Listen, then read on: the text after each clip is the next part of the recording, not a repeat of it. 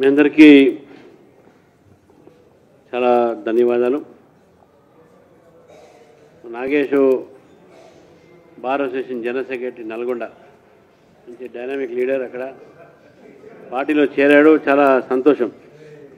వారితో పాటు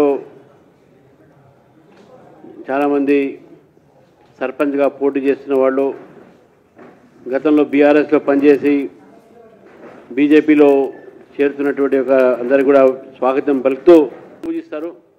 మరి అంతమంది దేవుళ్ళు ఉన్నారా?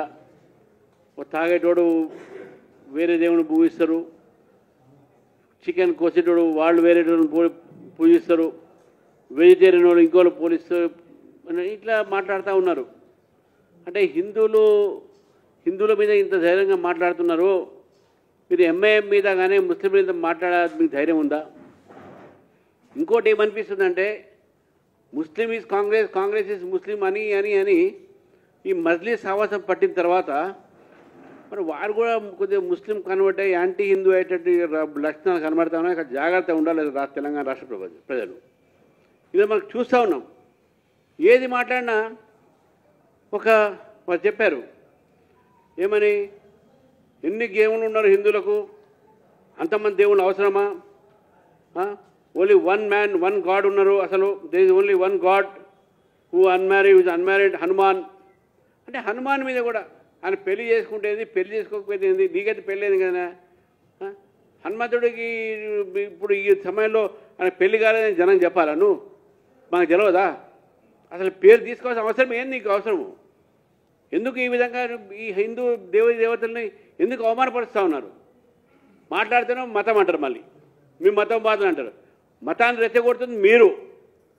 కాంగ్రెస్ పార్టీ ఈరోజు భూస్థాపితం అవుతుంది. ఈ యొక్క తెలంగాణలో ప్రజలు మర్చిపోతున్నారు తెలంగాణలో కాంగ్రెస్ పార్టీని. ఈ రెండు సంవత్సరాల పరిపాలనలో రాష్ట్రాన్ని వీళ్ళు సగం ఉన్నది, సగమో వాళ్ళు దోచుకున్నారు. గతంలో బీఆర్ఎస్ ఉన్నది కొద్ది మిగిలింది వీళ్ళు దోచుకుంటున్నారు. ప్రజలకు ఇచ్చింది చేతికి చిప్ప మాత్రమే. మీ 6 గ్యారంటీలు ఏమైనాయి అది మాట్లాడరు, కానీ హిందూ దేవతల గురించి మాట్లాడతారు. మీ దమ్ముంటే నీకు మధ్య ముస్లింతో మన మజ్లిస్ పార్టీతో మీ సాహసం పెట్టి ఈరోజు మీరు హిందూ అనే మాట మర్చిపోయి ఈ యొక్క మాటలు మాట్లాడుతూ ఉన్నారు. రేవంత్ రెడ్డి గారు, మీరు హిందూ అని చెప్పి గుర్తుపెట్టుకోండి.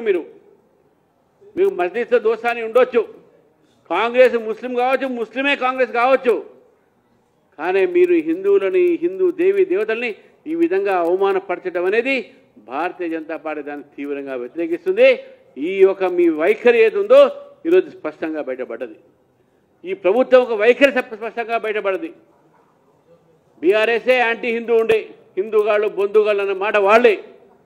ఈరోజు మీరు కూడా అదే ఒక లైన్లో మీరు పోతున్నారు.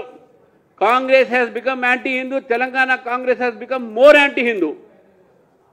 తప్పకుండా దీని మూల్యం చెల్లించాల్సి వస్తుంది రేవంత్ రెడ్డి గారు అని చెప్పి తెలియజేస్తూ, మరి ఈరోజు బీజేపీలో చేరినందుకు అందరూ కూడా పేరు పేరున నమస్కరిస్తూ వారికి ధన్యవాదాలు చెప్తున్నాను. భారత్ మాతాకి జై. అసలైన తొలి వెలుగు. ఫాలో వాట్సాప్ @తొలి వెలుగు official.